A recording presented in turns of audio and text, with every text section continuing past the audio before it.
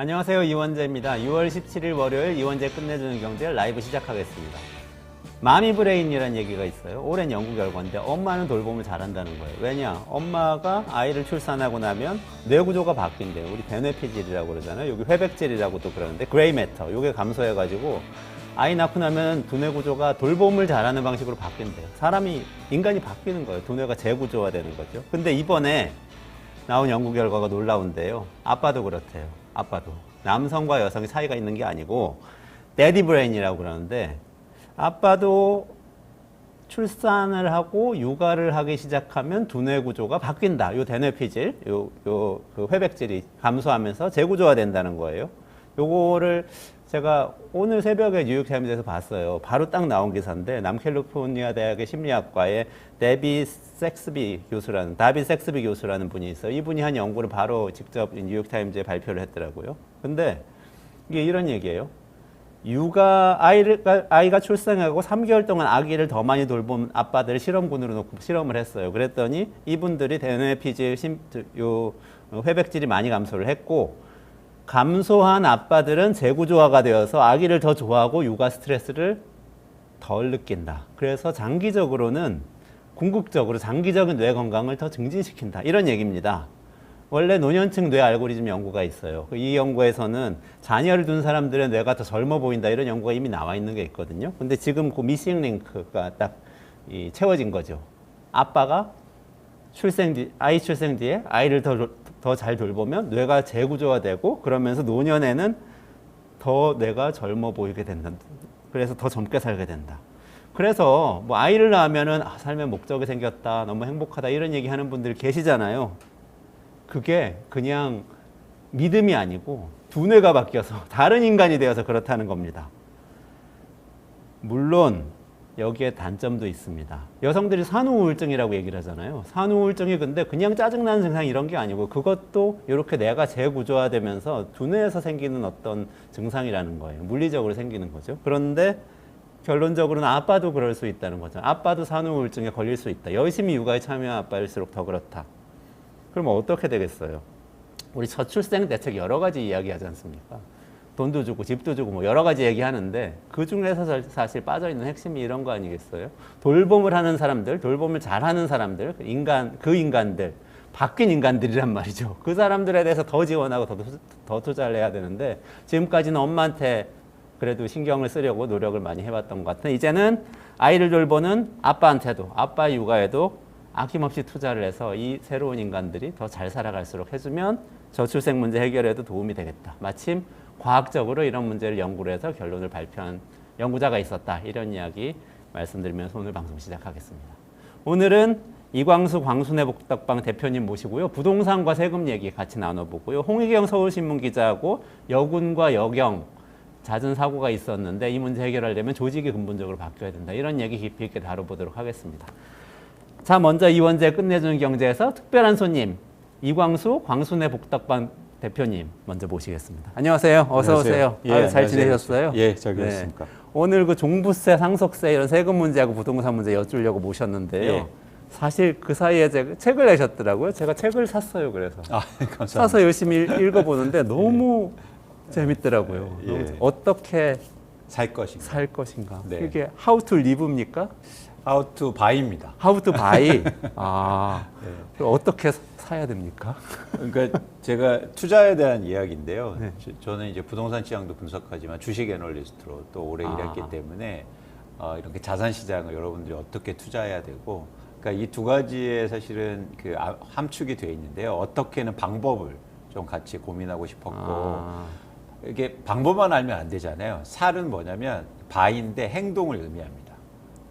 그래서 여러분들이 투자에 대해서 잘 아셔갖고 행동하시라, 그런 차원에서 책을 쓰게 됐고, 많은 분들이 사실은 광순회 복덕방 제가 이렇게 리서치 회사를 만들면서 캐치프라이즈가 있었어요. 뭐냐면 일종의 뭐 거창하게는 사훈이죠. 뭐 이런 건데 뭐냐면 투자를 통해 빈부격차를 해소하고 사회적 불평등을 줄일 수 있다. 그래서 저는 투자가 굉장히 중요한 시대가 왔다. 그게 단순하게 돈을 버는 목적이 아니라 사회 전반적으로도 투자라는 게 확산되면 더 좋은 세상이 이루어지지 않을까 그런 또 희망을 갖고 있습니다. 아, 그런 철학을 여기 담으신 거예요? 첫 번째로 제가 저도 어떻게 살 것인가 이런 차원에서 썼습니다. 아, 네. 대표님 본인도 어떻게?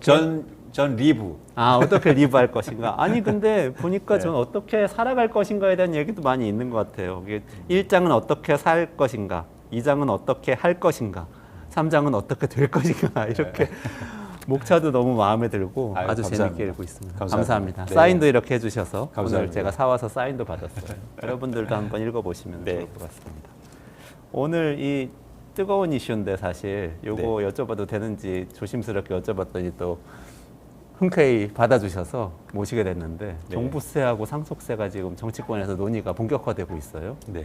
그래서 사실 그전에도 논의가 있었지만 바로 어제 일요일에 성태훈 대통령 정책실장이 사실은 뭐 대통령의 입이라고 할 수도 있는데 KBS 일요진단에 출연을 해서 종부세를 사실상 폐지해야 한다 이렇게 이야기를 했습니다. 그리고 뭐 방법은 조금 뭐 단계적으로 하는 방법을 얘기했지만 기본적으로 없어져야 될 세금이다 이렇게 그렇습니다. 얘기를 했는데 네. 일단 어떻게 보십니까? 뭐 이거는 정치나 정책의 영역이니까 네. 그거에 대한 판단을 저희가 할 수는 없죠.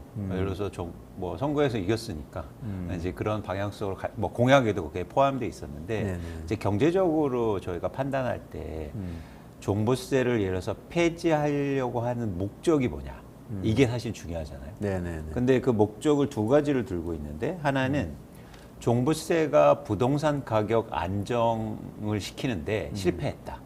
그래서 존재 의무가 없다는 거죠. 네네네. 두 번째는 뭐냐면 임차인한테 종부세를 과중하게 부담시키면 임대인한테 그러면 그 부담이 임차인한테 간다는 거예요. 전가된다. 그렇죠. 그래서 종부세가 결국 서민들을 괴롭게 하는 세금이다.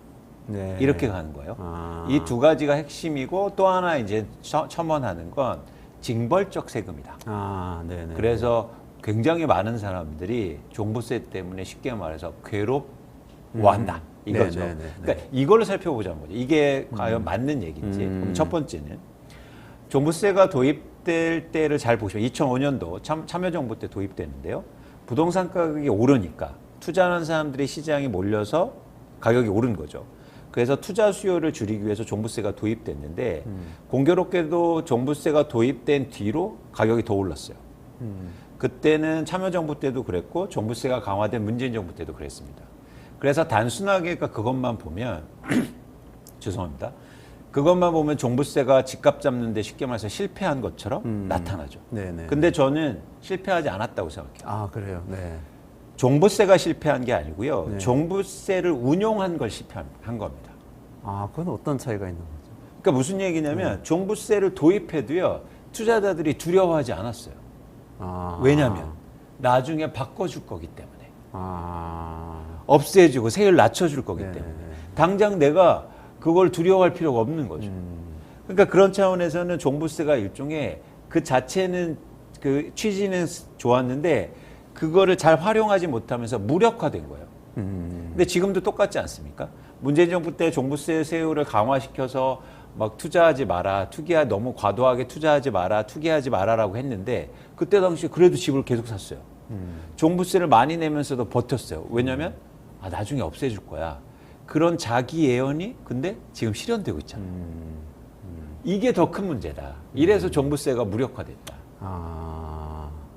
그래서 문제 문제 제기를 제기는 하는 그게 또 다시 반복된다는 거. 그렇습니다. 믿음이 더 저하된다는 그렇습니다. 거죠. 그러니까 지금 잘못 생각하고 있다. 그러니까 종부세 자체가 문제가 있는 게 아니라 종부세를 운영하는 데가 문제가 더 컸던 거죠. 두 번째는 임대인한테 세를 많이 내면 임차인한테 전가된다. 굉장히 그럴듯해 네, 보이죠. 네. 그럼 제가 반대로 한번 여쭤볼게요. 세금을 깎아주면 전월세 가격 깎아줍니까? 교수님? 안 깎아주죠, 그것도. 아니 그것도 안 그럼 깎아주죠. 반대도 같아야 되잖아요. 그렇죠. 네? 그러네요. 그렇습니다. 결국 무슨 얘기냐면 최근에도 보면 종부세가요 80% 감면됐어요. 윤석열 정부 들어서서. 그러면 전월세 가격이 그럼 떨어지고 있냐? 아니요. 지금 전세 가격이 엄청 오르고 오르고 있죠. 왜 아, 오릅니까? 진짜 왜 그러죠? 임대차 시장은 세금이 아니라 수요와 공급에 의해서 결정되는 거죠. 예를 들어서 임차 물량이 많은데 세금을 막 임대인이 세금 많이 받는다고 해서 전세 나 세금 많이 내니까 전세 올려주세요. 월세 올려주세요. 이러면 임차인이 그럼 저 이사 갈래요. 하면 그게 전가가 안 되잖아. 그런 차원에서는 시장 전반에 문제가 있지 세금의 전가 문제를 그러니까 과장 해석하고 그러니까 의도 있게 뭔가 해석을 잘못하고 있는 거죠. 그런 차원에서는 전가 문제도 좀 다르다. 그리고 마지막으로 말씀드리고 싶은 게 이게 과도하게 징벌적 과세다. 그러면서 지금 윤석열 정부 들어서 계속 세금을 낮춰줬잖아요. 그렇죠. 그래서 이미 납부하는 사람 그 납부인이 얼마나 줄었냐면 114만 명에서 35만 명으로 줄었고요. 1주택자 중에서 종부세를 내는 사람이 11만 명밖에 되지 않습니다. 물론 11만 명이 막 사회에 뭐 엄청나게 크게 생각해서 징벌적이야. 그 사람들 세금 그 사람들까지 내게 하면 어때? 이렇게 판단할 수는 있죠. 근데 저는요 아무리 해도 그 생각이 안 들어요. 11만 명은 사실 우리나라 인구를 생각하면 가구 수가 우리가 2천만 가구가 되는데 그렇죠. 다수라고 볼 수는 없죠. 그렇죠. 그리고 그게 중산층이냐. 중산층이기도 어렵죠. 그리고 지금 종부세를 내냐면 쉽게 말해서 시가의 17억 원 이상의 아파트를 보유한 분들인데 그분들이 평균적으로 한 채 갖고 있었을 때 얼마의 종부세를 내냐면 80만에서 90만 원 수준입니다. 요새 언론에서 12억 넘는 아파트 서울에 뭐 그 평균 가격이 그렇게 됐다 그러는데 그거는 틀린 보도죠. 그러니까 그거는 공시지가가 12억이군요. 예. 거래가가 12억은 공시지가는 한참 밑이에요. 그렇죠. 8억이나 9억 이 밑이죠. 그러네요. 그러니까 잘못 이게 종부세 얘기되는 거예요. 과세 기준은 12억 이상이라 1주택자는 12억 이상이라 내는 건데 그러면 아파트 집 가격이 하여간 17억, 18억은 최소한 넘어야 된다. 그렇죠. 그래서 서울 말씀이시죠. 아파트에서 17억, 18억에 사시는 분들이 그래서 1년에 100억 세금을 낸다고 그래서 아니 100만 원 낸다. 네. 100만 원 안 된다. 100만 원을 좀 적게 내는데 나 너무 부담스러워. 이것 때문에 못 살 것 같아. 그렇게 생각하실 수 있습니다. 근데 그렇기 때문에 여러 가지 제도가 있잖아요. 네. 뭐 나중에 낸다든지 감면 제도도 많고. 네, 네, 네. 그런 차원에서 과연 종부세가 우리가 이렇게 막 엄청나게 사회적 문제가 일어나고 막 징벌적 과세고 이런 세금이냐 좀 고민해 볼 필요가 있다는 겁니다. 네. 이런 부분은 어떠세요? 저는 이런 얘기 많이 들었는데 소득은 사실은 거의 없거나 적은데 뭐 연세가 많으신 분들의 경우에 근데 옛날부터 살던 집이 집값이 그냥 너무 많이 오르는 바람에 100만 원씩 연간 부담을 해야 되는데 만약에 연금만 받으시는 분들이면 그 소득을 마련할 수가 없어서 그런데 또 연세가 드셔서 집을 팔아가지고 다른 데 또 사기도 굉장히 좀 불편한 본인이 느끼시는 거겠지만 그런 상황인 분들을 생각하면 종부세처럼 이렇게 매기는 건 좀 부적절하다 이런 주장도 있어요. 그러니까 그게 감면 제도가 있을 뿐만 아니라 그러면 그분들이 있으면 그 감면 제도만 도입하면 돼요. 그걸 왜 그것 때문에 종부세 자체를 폐지한다고 합니까? 그러네요. 종부세는 굉장히 긍정적 효과가 있단 말이죠. 네. 그런 차원에서는 지금 논의가 확대되고 있고 그리고 근거 없는 이야기를 통해서 제가 왜 이런 말씀을 드리냐면 아까 말씀드린 이 근거 때문에 우리나라 국민들의 50% 정도가 종부세를 반대해요. 이게 저는 궁금해요. 신기하단 말이에요. 10만 명밖에 안 내는데. 근데 이 1,000만 명이 반대한다는 뭐 2,500만 인구로 따지면 2,500만 명, 가구로 따지면 1,000만 가구가 반대한다는 그런 얘기잖아요. 그러니까 이 말씀드린 것들이 이렇게 과장됐다는 거예요. 그러니까 나중에 우리 집이 올라서 내게 될 것 같으니까 이런 생각일까요? 아니 그럴 수 있죠. 그럴 수도 있는데 이게 희망으로. 네, 희망. 그러면 이제 그때 이제 감면이나 이런 게 할 수 있으니까. 근데 저는 굉장히 흥미롭다. 그래서 저는 이 종부세 관련돼서 기존의 언론이라든지 아니면 전문가들, 특히 이런 정치권의 어떤 프레임이 너무 강력하다. 그런 생각이 좀 하고 있습니다. 아까 대표님이 그래도 종부세가 아마도 부동산 시장에 이 집값 잡는 효과가 있었을 것이다라고 말씀하셨잖아요. 네. 믿음이 없어가지고 사람들이 안 따라서 그런 거지. 그 그렇죠. 효과는 어떤 식으로 나타날 수 있었을까요? 그건 뭐냐면 쉽게 말해서 이건 모든 자산 시장의 기본인데 종부세를 낸다 그러면 기대 수익률이 떨어지잖아요. 네네네. 그러면 자연스럽게 투자자가 감소하게 됩니다. 너무나 자연스러운 과정이죠. 네네네. 사실은 이 종부세가 강력한 게 그 이유 때문이었어요. 내가 아파트를 많이 사야지, 투자해야지, 투기해야지 생각하다가도 열채 사면 내가 종부세를 엄청 내니까 이게 수익률이 떨어지겠네. 그래서 좀 더 신중해야겠다. 막 사면 안 되겠다. 이런 생각을 들게 하는 거죠. 실제로 그래서 투자 수요를 감소시킨 역할을 했단 말이죠. 아, 그러니까 들어가서 살려고 하는 게 아니고 시세 차익 때문에 투자하려는 그 마음을 줄이는 효과가 있다. 지금 이런 말씀이시죠. 그리고 우리나라는 또 부동산 시장에서 아주 강력한 측면이 있어요. 왜냐하면 우리나라 부동산 투자는 대부분 말씀하신 것처럼 시세 차익을 목적으로 한단 말이죠. 이 시세 차익을 목적으로 하는데 이거는 불확실성이 커요. 그렇죠? 그런데 종부세는 그냥 내야 돼요. 이건 확실해요. 그렇죠. 그러니까 훨씬 더 불확실성이 큰 거죠. 아, 제가 책을 쓴 것도 투자 관점에 보면요. 투자자들이 가장 두려워하는 건 손실이 아닙니다. 불확실성이에요. 아. 내가 모르는 일이 벌어질 가능성. 네네. 그런 차원에서 종부세는 불확실성을 엄청 키웠단 말이에요. 그러니까 투자자를 감소시킨 역할을 한 거죠.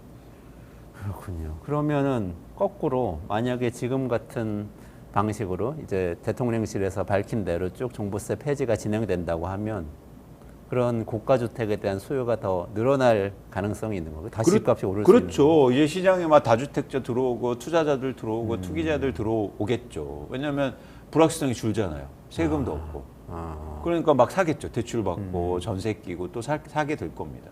아, 그러면 전 또 궁금한 게 뭐냐면 그렇게 해서 집값이 또 폭등하면 뭘로 막아낼 건가? 그때 또 종부세를 도입해요. 그럼 정책 일관성이 더 깨지는 거죠. 그러니까요. 그때는 그걸 뭘로 막을 겁니까? 저는 이게 종부세가 우리나라 부동산 시장의 안정성을 꾀하는 교두보 같은 역할을 할 수 있다. 그런데 그거를 없애려고 하는 목적을 전 잘 모르겠어요. 솔직히. 감면이나 뭐 이런 방식으로 여러 가지 조정을 할 수는 있겠지만 완전히 이렇게 사실상 폐지 이렇게 가는 건 안 된다. 그렇죠. 그러면 말씀하시는 수단이 거네요. 없어지잖아요. 네. 그리고 정책의 일관성 차원에서도 크게 문제를 일으키는 거예요. 아, 네. 그래서 그런 비판을 막 하니까 또 일부에서는 특히 이제 좀 관료 정부 조직 부처에서는 이렇게 얘기하는 것 같아요. 아니 뭐 우리가 그렇게 투기 수요 늘리겠다는 게 아니고 재산세라는 게 원래 있는데 그 위에 또 있으니까 이게 세제 자체가 좀 너무 복잡하다. 그래서 재산세를 통합해서 관리를 하려고 한다. 이렇게 얘기하는 흐름도 좀 있는 것 같아요. 그건 어떻게 보세요? 우리나라 세법을 보면요. 종부세만 복잡한 게 아니에요. 그럼 모든 세 다 없애죠. 종합 뭐 금융세 이런 거 복잡합니다. 네.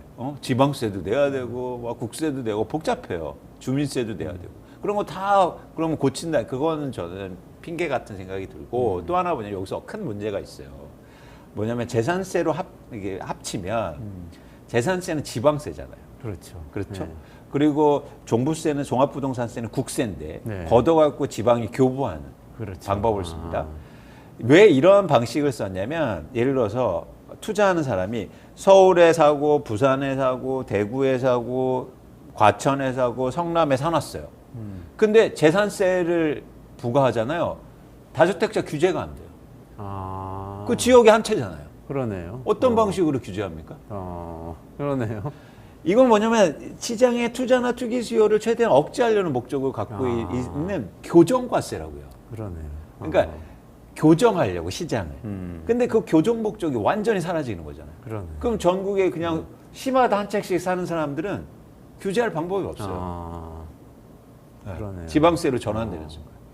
그리고 또 걷어서 나눠주는 방식이기 때문에 아무래도 종부세 서울의 비싼 지역, 뭐 강남이나 뭐 이런데 중심으로 많이 납부를 하게 될 텐데 그렇죠. 그걸 걷어가지고 이제 전국으로 교부하는 효과가 또 있긴 있었겠네요. 그렇죠. 그래서 지방 재정에 사실은 큰 도움이 됐는데 이런 식이면 빈익빈 부익부가 좀 더 강화되겠죠.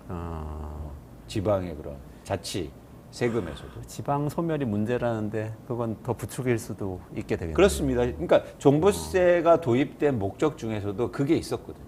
네, 세금을 이렇게 지방에 나눠줘갖고 지방의 발전을 도모하겠다. 그러네요. 네. 집값을 잡는다는 그 교정 목적 그거하고 이제 국토 균형 발전 관점에서 그렇습니다. 비싸지는 데서 걷어서 싼 곳으로 나눠준다 뭐 이런 느낌이 있었겠네요. 그렇습니다. 그리고 뭐냐면 또 하나 뭐냐면 조세 부담의 공평성 차원에서도 사실 도입된 측면이 있어요.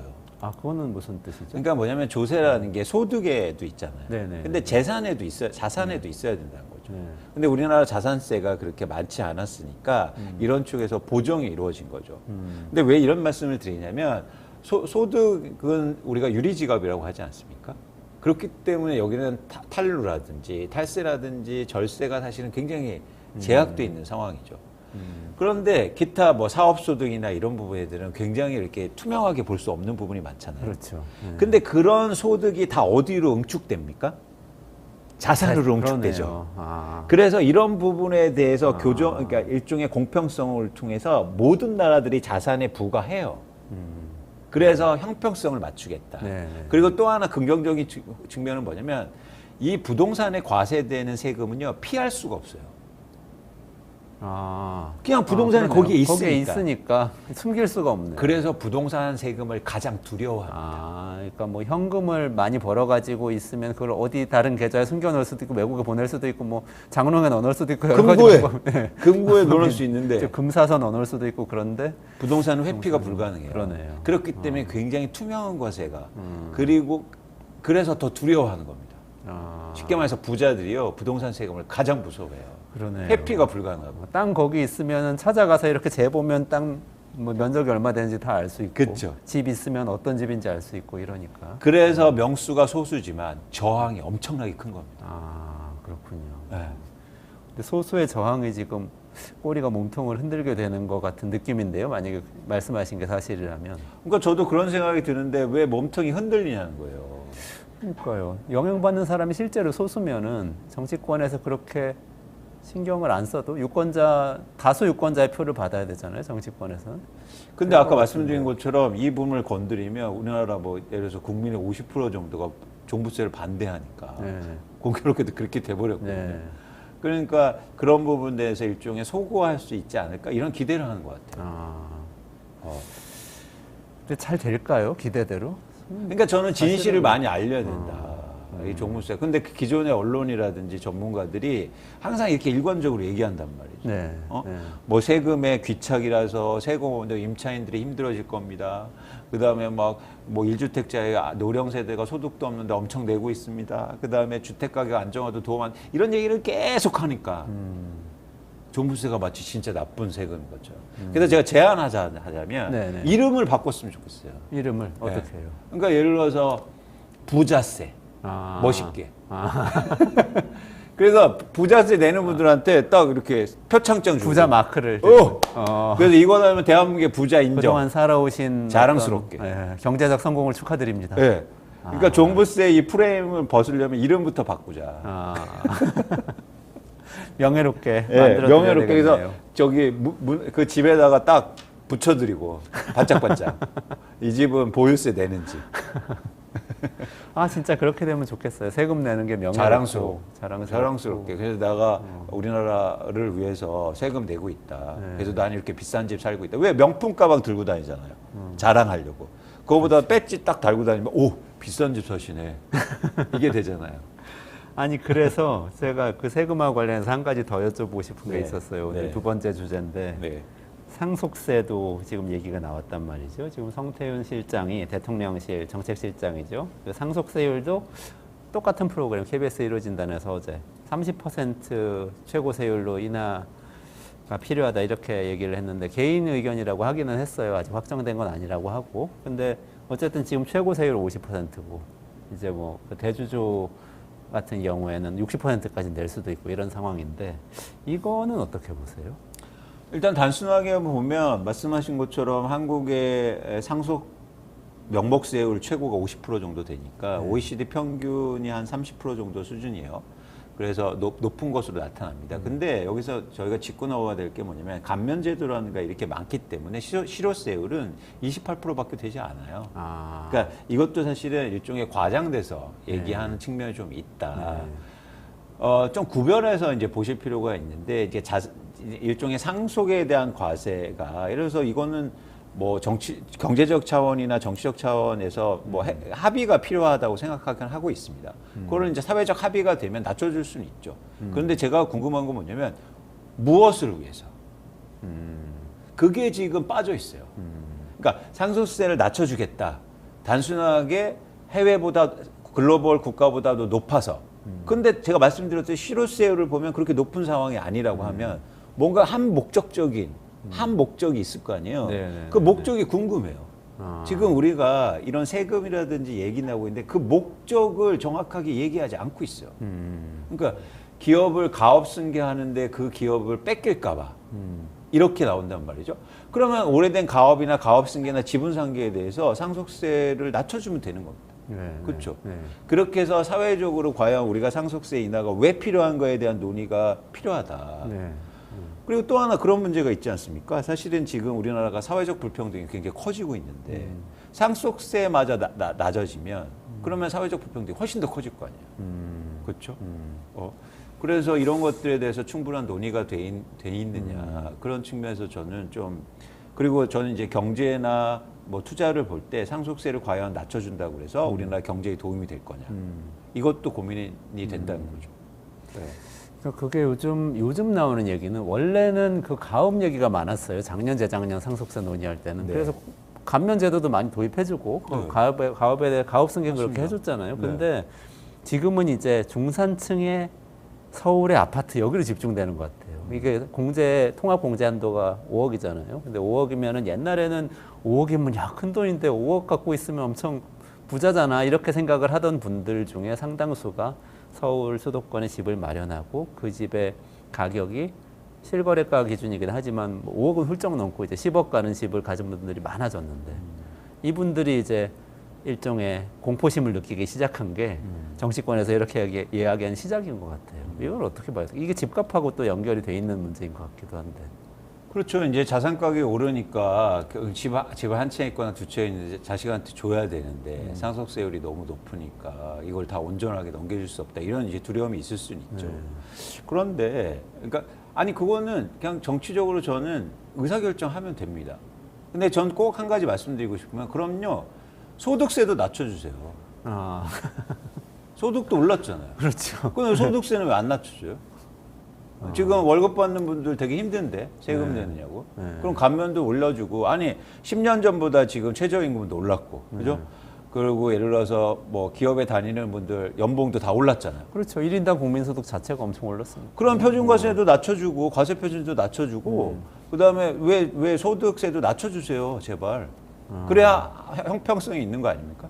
그 얘기하면 이제 그럼 무슨 돈으로 복지를 하고 무슨 돈으로 국방을 하고 그렇죠. 무슨 돈으로 교육을 하고 이런 얘기 그렇습니다. 나오죠. 그렇습니다. 그 얘기가 지금 여기엔 빠져 있다고요. 아. 예를 들어서 세금을 낮춰주면 좋은데 다 좋아하겠죠. 그런데 그걸 누군가 더 내야 되지 않습니까? 그러면 정부가 예를 들어서 그러면 세출을 줄인다. 그렇게 되면 경기도 안 좋아질 거고 반면에 복지 이런 게 더 줄 거 아니에요. 그럼 누구한테 더 피해가 될 건가? 이런 논의들이 빠져 있는 상태에서 단순하게 막 이렇게 막 원한다고 해서 당장 들어주고 그럼 나중에 그런 큰 변화를 누가 감당해낼 거냐 이런 차원에서는 이게 세가 단순하게 상속세 낮춰주고 네네. 뭐 종부세 낮춰주고 이런 문제를 넘어서야 된다 그렇게 저는 보고 있습니다. 이게 근데 부동산 시장 관점에서 보면요. 저 또 궁금해지네. 아까 투자 수익률 말씀하셨는데 네. 상속세도 투자 수익률을 낮추는 결과가 장기적으로 있는 거 아닙니까? 그렇죠.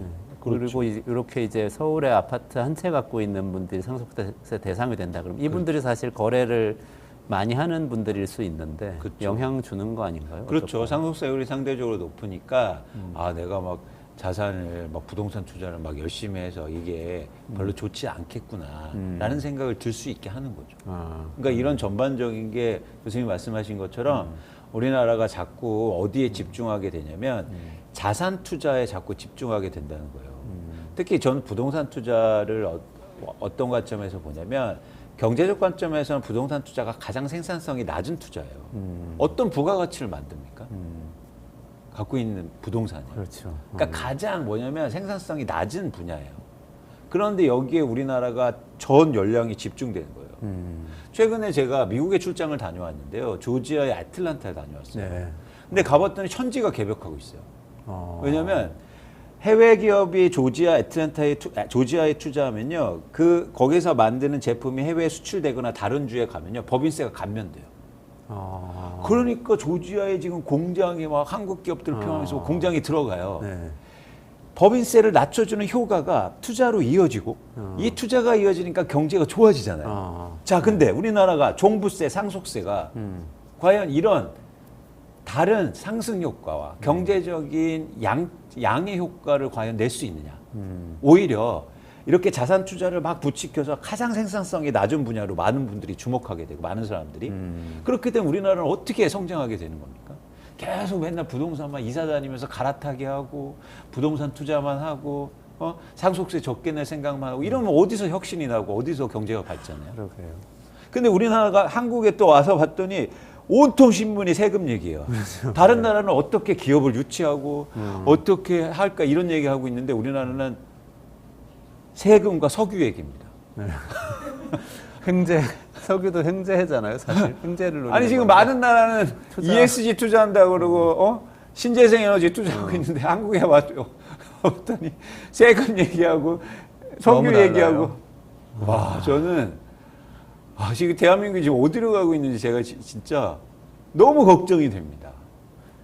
그냥 그 이야기를 종합해서 보자면 석유가 펑펑 나가지고 모두가 일을 안 하고도 돈이 생겨가지고 그 돈을 다 부동산에 투자해서 더 수익이 많이 나가지고 그걸로 먹고 살고 나중에 자녀들한테도 상속세 안 내고 물려줘서 자녀들도 세금 안 내고 다 똑같이 펑펑 나오는 석유로 잘 먹고 잘 살게 해주려는 비전인 것 같아 보이는데요. 교수님 근데 여기서 큰 역설적으로. 문제가 생겼어요. 네.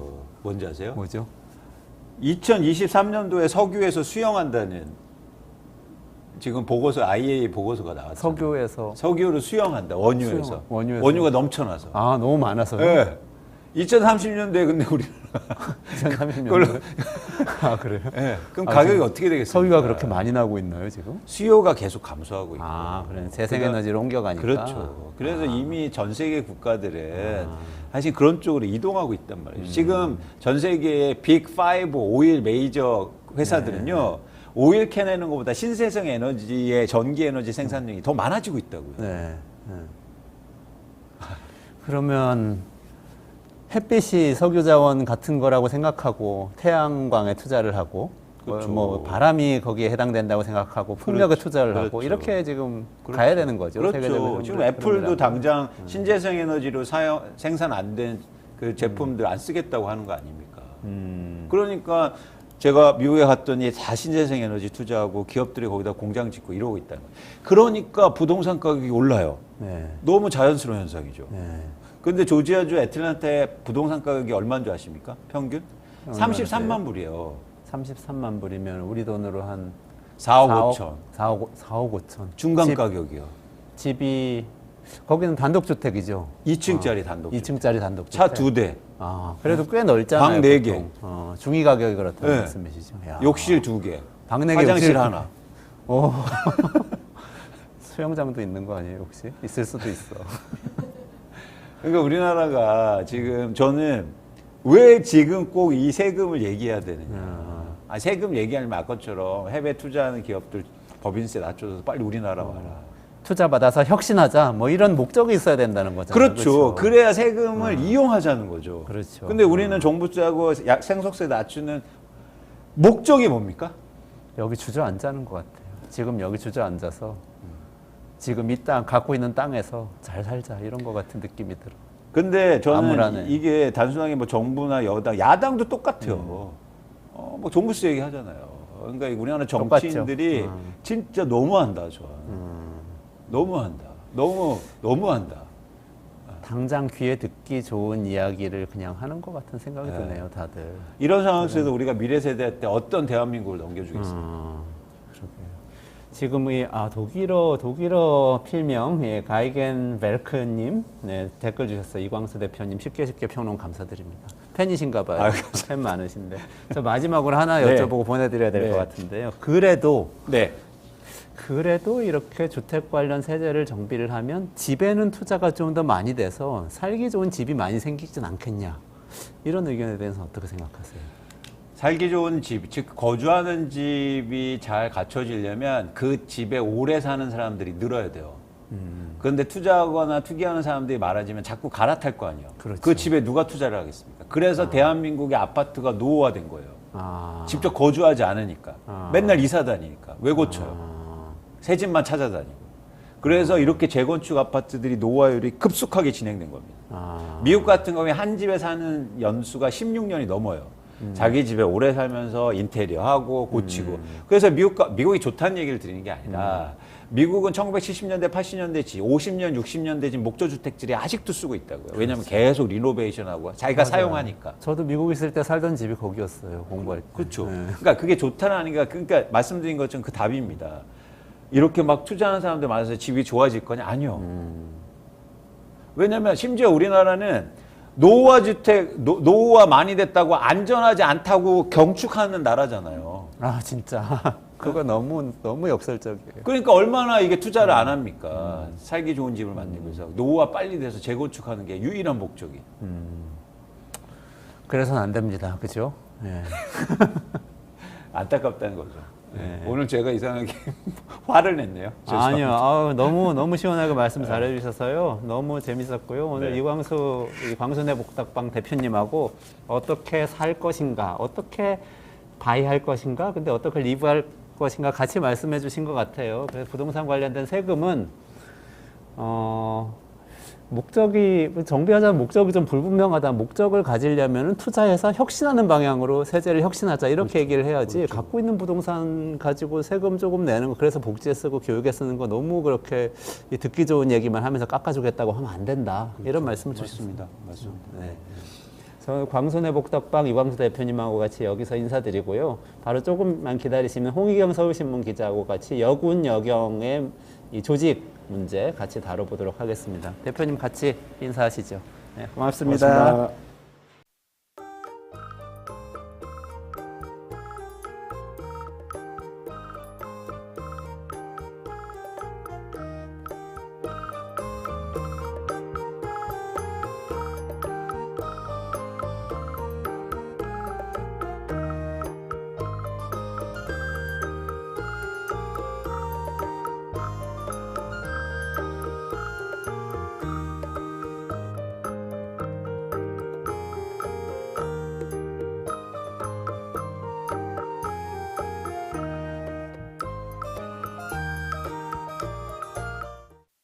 북한의 재래식 미사일 중에 KN-23으로 명명된 미사일이 있습니다. 우크라이나 전쟁에 사용이 확실해 보입니다. 북한의 재래식 포탄이 이제 오래 노후화되고 하다 보니까 실전 투입에서는 다량이 투입이 이루어지지 않았고 반면에 미사일은 좀 쓸만한 걸로 돼 있는데 여기서 우리가 그래서 별게 없지 않느냐 이렇게 생각할 수도 있지만 그렇지 않습니다. 이게 노후 재고된 어떤 포탄 러시아와 협력을 해가지고 새로운 공급망을 구축하게 될 경우에는 생산이 재가동된다는 뜻이거든요. 그렇게 되면 문제가 달라집니다. 이제는 신형 포탄을 공급할 수 있는 인프라가 퍼지는 건데 올해 왜 김정은 위원장이 군수공장을 그렇게 많이 방문했는가도 방향성을 짐작하게 하는 것이고 그렇게 되면 러시아는 지금 당장 우크라이나 전쟁에 대한 무기 지원보다는 군수 분야에서의 어떤 공급망을 구축하겠다는 데 더 주안점을 두고 있으니까 지금 당장 얼마나 갔느냐보다 더 중요한 문제는 하나의 무기 생산에 있어가지고의 공급망 형성이라는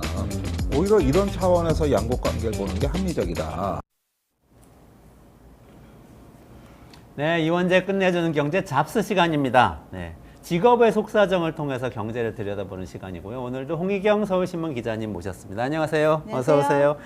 지난주에 그 여군 여경 이야기 아주 잘 해주셨는데 오늘 거기에 2탄이에요. 네. 네. 근데 지난주에 어쨌든 여러 사건 사고가 생기고 그러는데 그런 것들 근본적으로 해결하려면 조직이 근본적으로 바뀌어야 된다 이렇게 말씀을 주셨어요. 그래서 네. 그 어떻게 바뀌어야 되는지 핵심적으로 먼저 말씀 주시고 그리고 나서 자세한 얘기 좀 나눠보죠.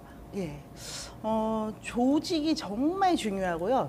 근데 조직보다도 사건 사고가 터지면 어쨌든 이벤트가 발생을 한 거니까요. 조직과 별도로 하니까 먼저 좀 드리고 싶은 말씀은 그런 사건 사고가 터졌을 때는 조사를 즉시 그리고 어떤 고려 없이 해야 되는 게 되게 중요한 것 같습니다. 그러니까 여군인지 남군인지 그런 거 따지지 말고 그리고 이 사람이 다음에 진급 대상인지 아닌지 뭐 이런 거 따지지 말고 좀 해야 될 것 같아요. 제가 최근에 좀 감명 깊게 약간 제목이 멋지다 하고 읽었던 게 충성의 함정이라는 책이 있는데 그 책의 부제가 충성의 함정. 충성의 함정. 그래서 네네네. 이게 조직에 관한 책인데 리더는 당신에게 충성을 바라지 않는다가 부제예요. 아. 근데 이거를 조금 변용하자면 조직은 개인이 보호할 수 있는 대상이 아니다라는 점을 우리가 좀 잊고 조직을 보호하려고 사건 사고가 일어났을 때 움직이는 부분이 되게 많아요.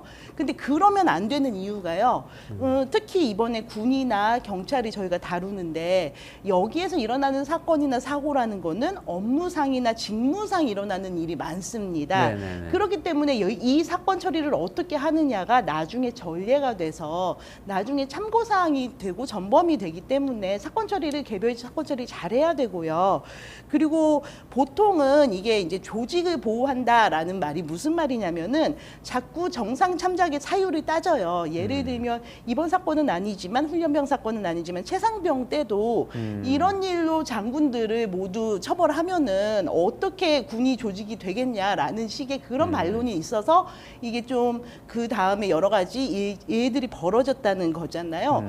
근데 사실은 이거는 잘 따져보면 저희가 사법 처리에서 사건 사실관계를 확인을 하고 그 다음에 누가 책임이 있는지를 규명을 한 다음에 이런 것까지 처벌을 하고 하면은 이게 조직이 되겠느냐라는 거를 결국은 양형 단계에 가서 따집니다. 그러니까 이거까지 이게 조직의 전체적인 틀은 가장 마지막에 가서 따지는 문제이지 사실 규명 전에 이런 부분 때문에 사실 규명을 못하게 한다 하는 순간에 모든 사건이 꼬여가지고 결국은 안 되는 거죠. 그래서 개인이 조직을 보호할 수 있다라는 거는 저는 제가 생각하기에는 시대에 맞지도 않고 매우 우월적인 생각이란 좀 생각이 들어요. 그래서 사건 사고 지금처럼 훈련병 사망 사건이라든지 아니면은 지난번에 대림동 여경 사건처럼 여경이 출동을 했는데 주치자를 이렇게 제압을 못 해가지고 그게 좀 사회적 일이 벌어지고 했을 때는 사실관계를 우선 먼저 따지고 그 다음에 책임자 규명이라든지 그 다음에 이걸 거기서 참작해야 되는 부분은 그렇게 좀 순서대로 따져야 되는 부분이 있어야 될 것 같아요. 저희가 좀 그거를 여태까지 대부분의 사건에서 이거를 잘 안 하고 정상 참작부터 먼저 따지기 시작을 하니까 이런 문제가 생겼던 것 같고요. 좀 더 조직에 대해서 조직 내부적으로 들어가자면은 직제나 직급이나 이런 데에 그 세부적인 기능과 목표를 생각을 하고서 지금은 조직을 구성을 해야지 당장 우리가 TO 확보를 많이 해야 되고 무조건 큰 조직이 좋고 우리 조직의 기능과 권한이 많아지는 쪽이 좋다라고 생각하는 것 또는 과거 30년 전에 우리가 이런 것 때문에 예산도 없고 인력도 없어서 힘들었는데 지금 좀 조직이 세졌으니까 이번에 그거 한번 들여와 보자 하고 이렇게 과거 기준으로 생각하는 것은 조직의 매우 그 체계를 흔드는 일이 되는 것 같습니다. 지난번 말씀드렸던 것처럼 경찰 같은 경우에는 계속해서 최근 10년 데이터만 봤는데도 10년 동안 인원이 쭉 늘었습니다. 네네. 그런데 공무원 조직에서 이렇게 인원이 계속해서 늘어나는 조직이 흔치 않은데 그럼에도 불구하고 저희가 경찰 조직을 지금 와서 보면은 경찰 내부적으로는 고령화나 간부화가 너무 많이 돼 있다라는 것 때문에 인사 적체에 문제가 생기고 있고요. 또 경찰의 외부에서 시민의 입장에서 보면은 디지털 범죄라든지 그런 신종 범죄에 대해서 경찰이 좀 무능함을 보인다. 기능이 제대로 작동하지 않는다라는 생각이 좀 드는 거죠. 그 이유는 경찰이 그동안에 계속 우리는 TO를 늘리면 돼라는 쪽으로 아주 일사불란하게 움직였고 그럴 때마다 강력범죄가 는다든지 4대약이 늘어난다는 식으로 우리 사회가 마치 강력범죄가 점점점 늘고 있는 사회인 것처럼 약간의 공포 마케팅을 한 것이 그것이 조직을 위한 일이라고 생각을 했지만 알고 보면은 조직의 기능이 착착착착 움직일 수 있게 만들지는 못한 그런 우를 범했다고 생각을 하거든요. 근데 군 같은 경우는 또 약간 반대입니다. 군 같은 경우는 아시다시피 징집이잖아요. 그러니까 징집이니까는 이 인원은 계속 줄어들 수밖에 없겠죠. 이게 뭐 어느 날 갑자기 이번 해부터 줄어드는 게 아니라 학력 인구가 줄면은 그 학생들이 커가지고 군대에 가는 거니까는 그거는 어느 정도 인구 예상이 감소와 되는 함께 줄어드는 거죠. 예상이 되는 부분이었습니다. 그렇게 되면은 군 부대 운영 방침이라든지 이런 것들을 좀 미리 조절을 해놓고 그런 큰 변화, 그 피할 수 없는 변화에 대해서는 좀 대책을 세웠어야 되는데 그것을 못했던 점들이 군에서 여러 가지 기능 이상을 일으킨 거라고 보고 있습니다. 그러니까 저는 처음에 최상병 사건을 이야기하시니까 갑자기 또 감이 딱 왔어요. 그러니까 어떤 자기의 조직을 보호하기 위해서 일단 사건, 사고 처리를 하는 과정에서부터 문제가 생기기 시작한다. 그게 이제 우리한테 우리가 목격하고 있는 여러 가지 사건 사고와 관련된 문제의 핵심이라는 네. 말씀이잖아요. 네. 그거 일단 다 캐치가 됐고 또 하나는 지금 채용부터 그러니까 처음에 입직이죠. 그러니까 네. 어떤 사람이 그 조직에 들어오는 과정부터가 사실 문제가 굉장히 많다. 네. 근데 그 말씀하신 게 경찰 같은 경우에 그냥 범용 경찰을 많이 뽑는다는 말씀이시잖아요. 예, 그러니까 디지털 맞습니다. 사건이 많이 발생하고 있는데도 불구하고 그냥 옛날처럼 강력 사건이 중심인 것처럼 범용 인력을 뽑다 보니까 새로운 사건은 대처가 안 되고 예. 이렇다는 말씀이시죠. 그 채용이라는 부분은 정말로 약간의 종합예술 같은 부분 생각이 좀 들어요. 왜냐면은 채용할 때 이 사람을 어떻게 키워서 어디에 쓰겠다는 게 명확하면은 그 다음에 직제라든지 조직이라든지 아니면 조직 문화라는 거는 좀 따라가는 면도 있기 때문입니다. 경찰이 최근에 와서 어떤 거를 하고 있냐면은요. 왜 저희가 그 경찰인지 모르게 하고 들어가서 하는 그런 수사들 있잖아요. 그러니까 예를 들면 단톡방 같은 거나 다크웹 같은 데 가서 마치 그 약간 범죄자인 것처럼 행동을 하다가 이제 네. 그 사람들이 모두 잡고 범인을 잡고 좀 깊은 주범을 잡고 이렇게 하는 그런 수사들을 디지털 잠복 근무 같은 거죠. 예, 맞습니다. 그런 수사의 범위를 확대하는 법안을 현재 추구하고 있어요. 추진을 하고 있어요. 근데 사실은 이게 사실은 둘 다 어려운 일이기는 하지만 이런 조직의 기능을 바꾸는 법제보다는 TO를 늘리는 게 사실은 더 힘들잖아요. 네. 그러니까 이게 좀 더 시스템적으로 기획적으로 생각을 해가지고 처음부터 애초에 우린 이런 기능이 필요하다라고 솔직히 얘기하고 이게 시민들에게 도움이 된다라는 부분을 충분히 설득해서 갔으면은 경찰도 지금 이렇게 많은 인력을 뽑은 게 언젠가는 그쪽 수사, 그러니까 디지털 수사라든지 아니면은 뭐 다른 여러 가지 저희가 벌어지는 피싱이나 다단계 이런 수사 쪽으로 수사력이 언젠가는 확대가 되겠지만은 그 중간에 그 혼란기 없이 좀 될 수가 있었겠죠. 저 갑자기 생각나는 게 있어요. 예전에 제가 인천공항에서 그 청소하시는 분들 인천공항 직원으로 만드는 프로젝트를 제가 같이 했었는데 그때 인천공항 공사 직원들하고 얘기를 많이 했어요. 근데 임원분들하고 얘기하는데 뭐 청소하는 분들을 그냥 똑같이 정규직으로 만들자는 것도 아니고 청소 담당 인원으로 직급이나 그 처우도 낮게 해가지고 뽑자는 건데 왜 반대하시냐 그랬더니 우리는 그런 식으로 사람을 뽑지 않는다는 거예요. 인천공항공사 직원이라는 사람을 뽑는 것이지 어떤 특정한 직무에 대해서 뽑는 게 원래 아니래요. 그래서 여기 왔으면은 우리의 일을 뭐든지 할 수 있어야지 배치가 돼야지 이렇게 기능을 특정하면 안 된다 그러더라고요. 경찰도 그런 정서가 있나 봐요. 그러니까 그게 아무래도 이게 지금 예전에 생각하면은 이게 기업에서는 바뀐 문화가 공조직에서는 좀 안 바뀐 그런 면이 있어요. 예를 들면은 요즘에는 대기업이 공채가 많이 없어졌다 이런 얘기를 많이 하잖아요. 이 말은 뭐냐면은 인사팀의 업무가 되게 많이 줄어들었다는 말과 좀 상통합니다. 그러니까 왜냐하면 공채를 하지 않는다고 하면은 각 부서에서 우리는 이번에 개발자가 몇 명 필요하다, 우리는 디자이너가 몇 명 필요하다라고 소요를 내면은 그때 수시 채용을 하는 식으로 인사 시스템이 바뀐 거잖아요. 그렇죠. 근데 사실 인사팀은 뭐 기획팀이나 이런 것과 더불어서 옛날 회사에서 가장 중추적인 본부 역할을 하는 곳이었었는데 이 변화가 왜 일어났는가 이 부분을 한번 봐야 될 것 같아요. 왜 일어났냐고 하면은 AI 전문가시니까 더 잘 아시겠지만 약간 저희가 채용에서 또 이런 직역에서 AI가 진짜로 질적 변화에 양적 변화에서 질적 변화를 꾀하는 뭔가 교두점이 된 것 같습니다.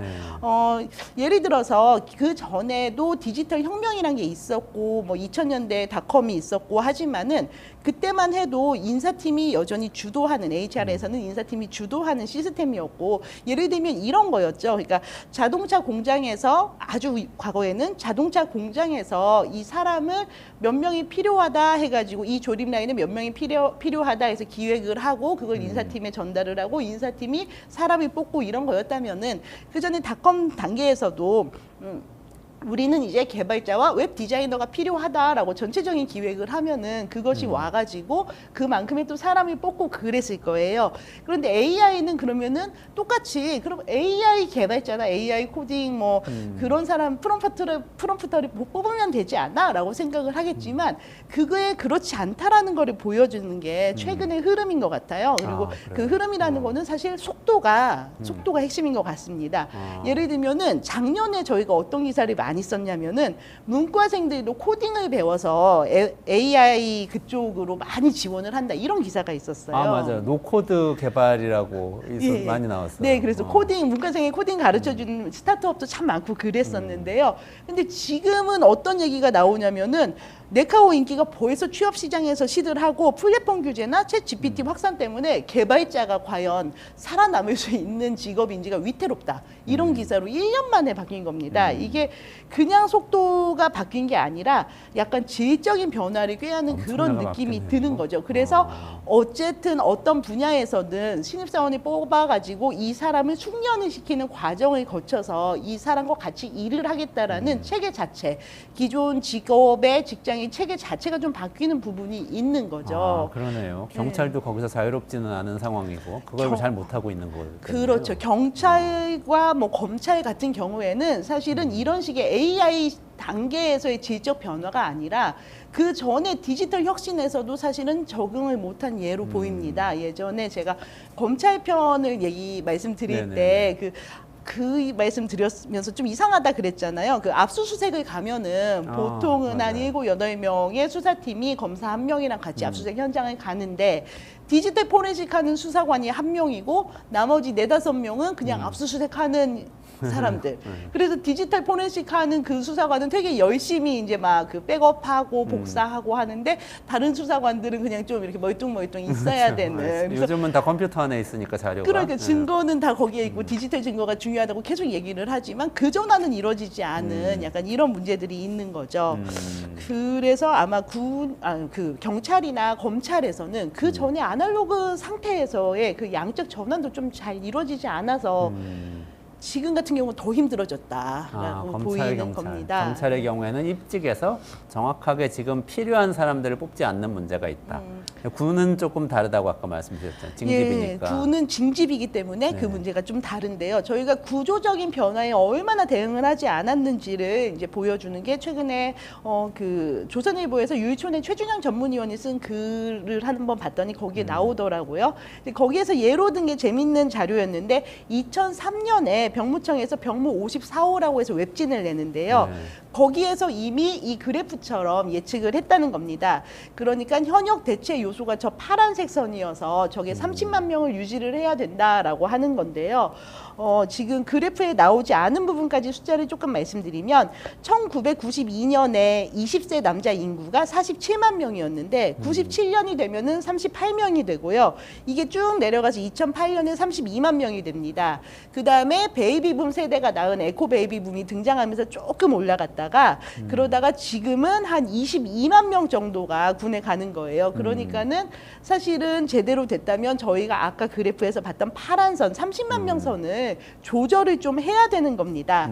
그런데 이거를 조절을 하지 않기 때문에 어떤 일이 생기냐면은 지금 누구나 가고 싶다고 군을 가는 건 사실 아니니까요. 징병 검사를 하잖아요. 근데 네. 징병 검사를 했을 때 현역 판정이 1980년대에는 50% 정도였는데 2022년에는 85.5%라고 하더라고요. 아니, 갑자기 모두 건강해진 거예요?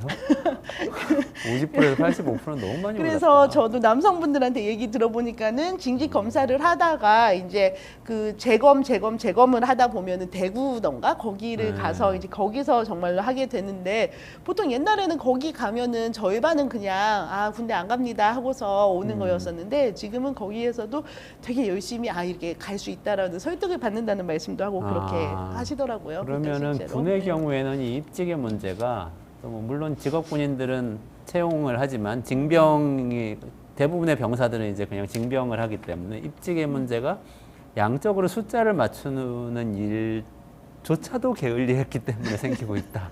예, 이렇게 이해도 그렇습니다. 되는 건가요? 근데 사실은 제가 이 훈련병 훈련병 사건 때문에 지금 이 방송을 진행을 하면서 이 말씀을 드리는 게 조금은 주저스러웠어요. 왜냐면은 저희가 지난 시간에는 여경과 여군이 그 자리에 있는 게 조직 전체에서의 무슨 그 사람 기능 배치가 잘 안 되는 문제지 거기에 여경을 배치한 것 자체가 잘못됐다. 이렇게 축소해서 생각을 하면 안 된다라고 말씀을 드렸잖아요. 그 말씀을 조금 더 순화해서 얘기하자면 마녀 사냥을 하는 거는 우리가 경계해야 된다. 왜냐하면은 마녀 사냥을 하면 마녀 사냥하고 시원하게 뒤돌아섰지만 문제가 하나도 해결되지 않았기 때문에 이렇게라도 말씀을 드린 건데요. 아까 그 징병 검사에서 지금 최근에는 너무 많은 자원들이 군대에 간다. 너무 많은 확률로 대부분의 남자들이 군대에 간다. 그래서 뭐 정서적인 문제가 있다든지 이런 경우에도 군대에 가는 비율은 지금 많이 높아진 게 사실인데 그렇기 때문에 이번에 훈련병 사건을 두고서 이것을 한쪽에서는 여군의 문제다라고 보는 쪽도 있지만 또 한쪽에서는 훈련병이 너무 약한 거 아니냐라고 보는 시각도 있어요. 근데 그것도 사실 또 다른 마녀 사냥 같은데. 맞습니다. 그래서 사실 이렇게 하면은 정말 끝도 없는 문제예요. 그리고 이게 어떤 저희가 지금 개인에 대해서 얘기하는 건데 그 개인에 대해서 저희가 정보가 없잖아요. 그래서 맞지도 않는 얘기입니다. 근데 이제 이런 식으로 사실은 여태까지 뭔가 사건이 생겼다든지 이런 구조적인 문제가 생겼을 때 저희가 마녀 사냥을 하거나 아니면은 너는 이 문제와 문제인 사람들이 붙어서 이런 문제가 시너지를 일으켰다라는 식으로 약간 문제를 좀 타자화시킨다고 할까요? 그런 일들이 많았어요. 그게 어떻게 보면은 조직 내 골문 부분이 있는 거를 건드리는 게 모두에게 너무 상처가 되는 일이기 때문에 아마 그럴 겁니다. 그러니까 조직에 오래 있었거나 책임 있는 사람들한테는 이게 우리 조직의 골문 문제였습니다. 이렇게 얘기하면은 너는 그동안 이거 안 고치고 뭐 했니? 라는 핀잔이 올 수밖에 없고요. 반면에 신입이 이런 문제를 맞이했을 때 야, 너라도 뭐 해야지. 여기 있던 우리는 이제는 못하지 않겠니? 라고 하면은 신입은 이게 좋은 회사에 들어갔다가 이 문제를 내가 어떻게 해결하지? 라는 되게 엄청난 부담감을 안게 되잖아요. 그래서 조직에 어떤 문제를 드러내거나 하는 것은 상당히 많은 좀 서로에게 상처를 주는 일입니다. 그래서 제3의 대안으로 나오는 게 뭐냐면은 주로 시스템을 바꾸자는 거예요. 그래서 이번에도 보면은 국회 청원에 가서 보면은요, 이 훈련병 사건에 대한 해결을 촉구하는 제안에 어젠가 그젠가로 5만 명 이상이 동의를 했습니다. 그래서 국회에서 이거에 대한 이제 논의를 해야 되는 국민 청원이 받아들여진 거예요. 근데 여기에서 보면은 여기에도 조금 함정이 있습니다. 우리가 이런 식의 해법에 대해서는 또 하나의 함정이 또 있는데요. 이게 그 훈련병 사건에 대한 해결을 어떻게 할까 했더니 훈련병 이런 훈련은 하면 안 된다. 이런 이상 증세를 보였을 때는 이때도 훈련을 하면은 그 훈련을 한 중대장이나 아니면은 담당자, 부대장이 처벌을 받아야 된다라는 식의 규칙을 만들자는 법제화를 하자는 내용입니다. 시스템으로 해결을 하자는 내용인데요. 사실은 이게 되게 낯설지가 않은 방식인 게 최근에 직장 내 괴롭힘에 대해서 저희가 취재를 하고 있는데 직장 내 괴롭힘 같은 경우에도 해결을 어떻게 할까요? 라고 얘기를 했을 때 해도 될 일, 하면 안 되는 일, 요런 거를 목록을 정말 전화번호부처럼 두껍게 만들자. 그래서 모두가 이거를 숙지를 해서 서로가 행동을 조심을 하면은 좋은 사회가 되지 않겠느냐라는 해법이 실제로 나옵니다. 그리고 실제로 호주나 이런 곳에서는 이런 방식을 사용을 하기도 한데요. 그리고 이미 기존에 시행됐던 것 중에 또 유사한 방식이 뭐냐면 학교 폭력이 그렇습니다. 학교 폭력이 매우 세세하게 이런 것은 폭력이고 이것은 이게 폭력이 되면 어떤 위원회를 가야 되고 이렇게 되잖아요. 그래서 그 결과 지금 직장 내 괴롭힘 같은 경우에는 그냥 아직은 그 단계는 아니겠지만 혼란이고요. 학교 폭력 같은 경우에는 학교가 거의 변호사들의 그 투쟁장이 되어 버렸거든요. 근데 그래서 그러면은 문제가 해결이 됐냐? 그 조직의 어떤 갈등이 모두 해결이 됐나? 제가 보기에는 조금 그렇게 말하기는 오히려 다른 부작용이나 부대적인 갈등이 더 생기는 것 같다는 얘기가 생각이 듭니다. 근데 그러면은 뭐 하여튼 개별 사건 잘 처리하고 그 다음에 근본적인 해결책을 찾아야 되는데 지금 말씀하신 것 중에 답이 없잖아요. 어떻게 해야 되는 걸까요? 어떻게 해야 하는 게 이 제대로 된 접근법? 그렇게 제도를 만들어도 만약에 너무 제도화하는 것도 문제다 그러면은 그렇죠. 개인한테 책임을 물을 수도 없고 그렇죠. 제도를 만들 수도 없고. 그렇죠. 이게 그래서 아주 힘든 부분이기는 한데 지금 게다가 또 현실에서 보면은 그런 개별 사건에 대한 처리는 제대로 되냐 그러면은 그런 부분도 잘 안 되고 하고 있으니까는 좀 더 난감한 부분도 있기는 합니다. 그래서 이 사안에 대해서 약간 제 생각을 좀 솔직히 네네. 말씀드리자면은 역시 이게 전체적인 어떤 이 부분에 대해서 좀 더 구조적인 접근이 필요하지 않을까라는 생각이 많이 들어요. 그러니까 어떤 기능이나 이런 부분에 대해서 기존에 우리가 갖고 조직의 기능이나 이런 부분에 대해서 저희가 좀 다시 생각하는 이런 식의 접근을 해야 되지 않을까. 물론 이게 조직을 여전히 바꿔야 뜬구름을 된다. 잡나요? 그게 조직 구조를 바꾸는 걸까요? 예를 들면 뭐 인사를 아까 말씀하신 것처럼 직무에 맞게 채용을 해서 직무에 맞게 배치를 한다. 뭐 이런 문제가 되는 걸까요? 운영을 잘해야 된다는 문제가 되는 건가요?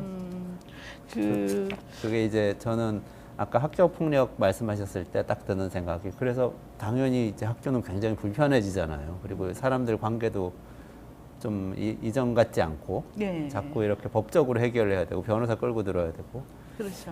그렇지만 또 그렇게 하면 폭력은 줄지 않나 이런 생각이 또 들기도 하거든요.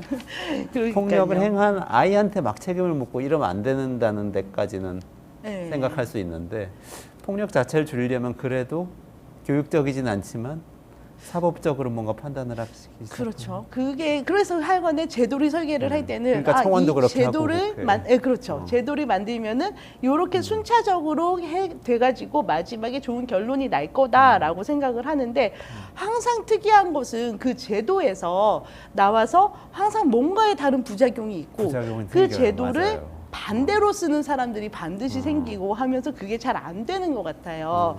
그래서 저는 사실은 좀 시각을 이 달라진 제도 내지는 저희가 마녀 사냥을 하는 대상을 취급하는 그 시기를 좀 다르게 보는 법을 좀 하고 싶습니다. 그러니까 오히려 지금처럼 약간 특수한 사건에 보면 특수한 경우가 생기잖아요. 여군의 중대장이 훈련병을 구일된 훈련병에게 가혹행위를 한 사건에 대해서 저희가 얘기를 하고 있는데, 이런 사건 같은 경우에는 말씀드린 대로 오히려 일반적인 범죄의 사법처리 시스템 안에다가 넣어서 사건은 그렇게 가는 게 맞는 것 같고요. 반면에 그러면은 군에서 여군이 들어왔다, 아니면은 경찰에서 뭐 다른 특채 경찰들이 들어왔다라는 식의 특이성이 있다면은 이 사람들이 그로 인해서 좋아질 수 있는 기능 또는 실제로 좋아진 기능 이런 거를 생각을 하는 쪽으로 사전에 평소에 그런 부분이 좀 생각을 해보면 좋겠습니다. 그럼 예전엔 여군은 거의 없다가 생겼으니까 그 일로 인해서 생긴 군 조직의 변화도 있긴 있었겠네요. 사실은 그래서 저도 여군을 엄청 찾아봤어요, 이번 방송을 하면서. 근데 보면은 여군에 대해서는 뭐 논문이나 신문이나 거의 비슷하게 한 2가지 정도입니다. 여군이 왔다. 그 다음에 여군이 온 다음에 약간 이런 피해 문제, 그러니까 성적인 피해를 입었다든지 아니면 군 적응 문제에서 좀 문제가 생겼다라는 2가지 부분을 생각을 했는데, 주로 봤는데, 이것은 사고가 있을 때 여군을 봤기 때문에 그런 거고요. 그러네요. 실제로 평상시에 그 여군에 대해서 여러 곳에 이제 한번 들어봤어요. 그랬더니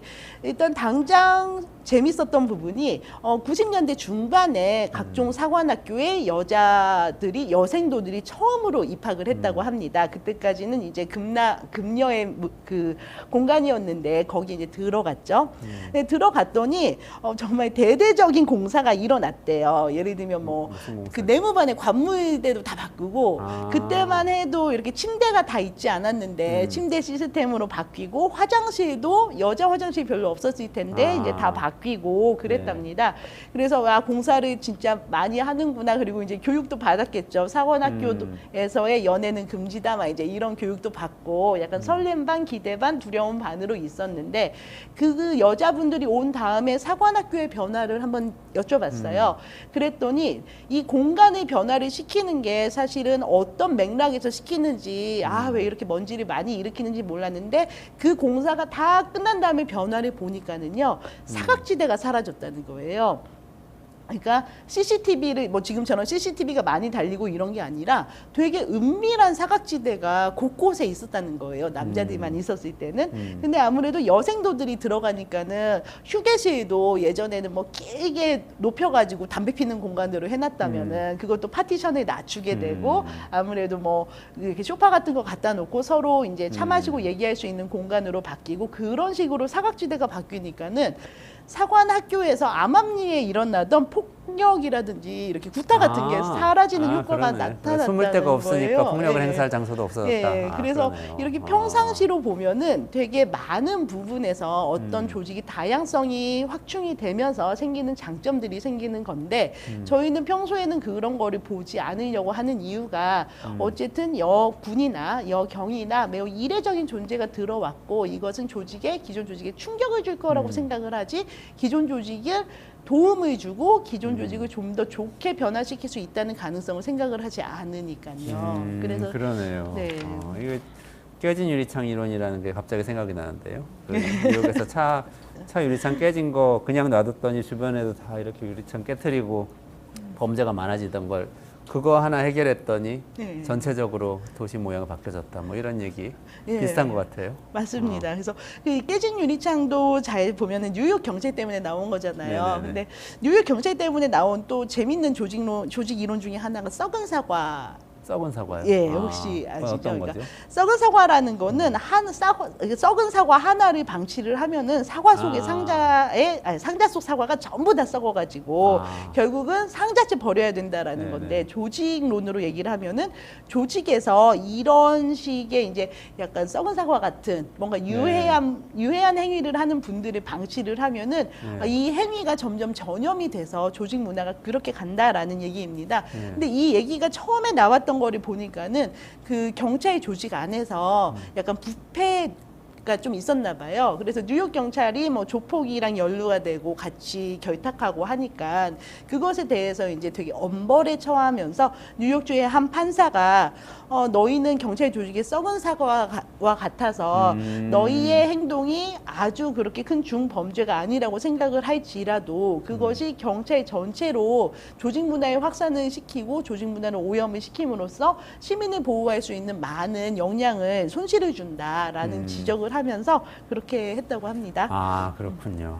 그러면은 홍 기자님이 지금 이 잡스 코너에서 지속적으로 얘기하고 계신 게 우리나라가 어떤 형태의 굉장히 빠른 성장을 해왔고 성장에 맞게 우리의 조직 문화를 바꿔왔어야 되는데 사실 그렇지 못해서 생기는 게 요즘 우리가 목격하고 있는 수많은 사건, 사고와 부정부패와 이런 것들이다. 이렇게 얘기를 하고 계신 거잖아요. 예, 맞습니다. 그런 관점에서 이 썩은 사과 이론이나 뭐 깨진 유리창 이론도 보면서 여군과 여경을 어떻게 보면은 우리가 제대로 적응시키지 못한 어떤 조직의 어떤 상징적인 장면 이렇게 볼 수도 있는 거겠네요. 예, 그렇습니다. 그리고 그럼에도 불구하고 저희가 이제 사건 사고나 이런 것들을 우리나라가 되게 처리하지 못했다라는 뉘앙스로 제가 많이 말씀을 드렸지만 그럼에도 불구하고 되게 이 사건이나 사고 또는 이걸로 인해서 어떤 방식이든 조직의 충격파가 처해지면은 혁신이나 개혁 작업은 이루어지게 되고요. 그게 한 주기가 20년 정도 된다고 하더라고요. 주기가 20년 정도 된다고요? 예, 그래서 썩은 사과 이론 후속으로 연구한 데를 보면은 20년. 그래요? 우리나라 60년 만에 이렇게 좀 낡았다고 말씀해 주셨는데 여쭤봐도 되는지 모르겠는데 서울신문에서 일하시잖아요? 네. 대한메일이었죠? 서울 예, 옛날에? 저희가 그럼 한 120년 되지 않았나요? 그렇죠. 저희는 근데 많은 이제 변화와 혁신을 사과들이 잘 있나요?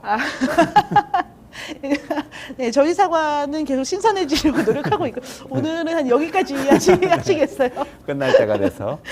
네, 일단 오늘 여기까지 말씀 나누고 보내드려야 될 것 같은데요. 네. 오늘 여군과 여경 이야기를 시작했는데 어쨌든 쭉 우리가 하고 있는 이야기는 우리 경제의 몸집에 맞는 우리 회사의 조직, 우리 정부의 조직은 어떻게 만들어 가야 될 것인가 정말 근본적으로 다시 생각해 봐야 될 거라는 거예요. 썩은 사과 이론, 깨진 유리창 이론 생각하면서 다시 한번 좀 잘 새겨보는 시간이었습니다. 이원재 끝내주는 경제 매일 12시 반에 진행하는데요. 내일 화요일이라서 12시 20분에 시작합니다. 내일 라이브 12시 20분에 같이 또 깊이 있는 이야기 같이 나눠주시면 좋겠고요. 오늘 홍희경 기자님하고 같이 여기서 인사드릴게요. 같이 인사하시죠. 고맙습니다. 네, 수고.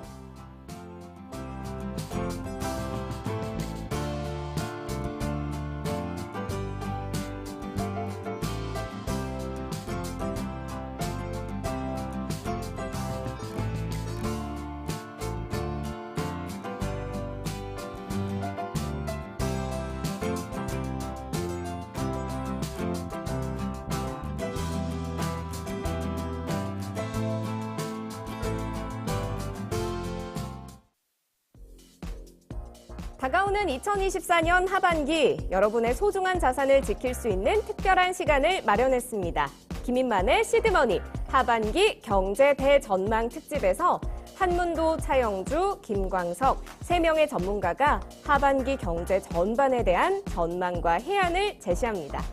6월 4일부터 매주 화요일 오전 10시 30분 대한민국을 이끌고 있는 경제 전문가들의 날카로운 시각을 토마토 집통 유튜브 채널에서 라이브로 전해드릴 예정입니다. 시청자 여러분의 많은 시청 바랍니다.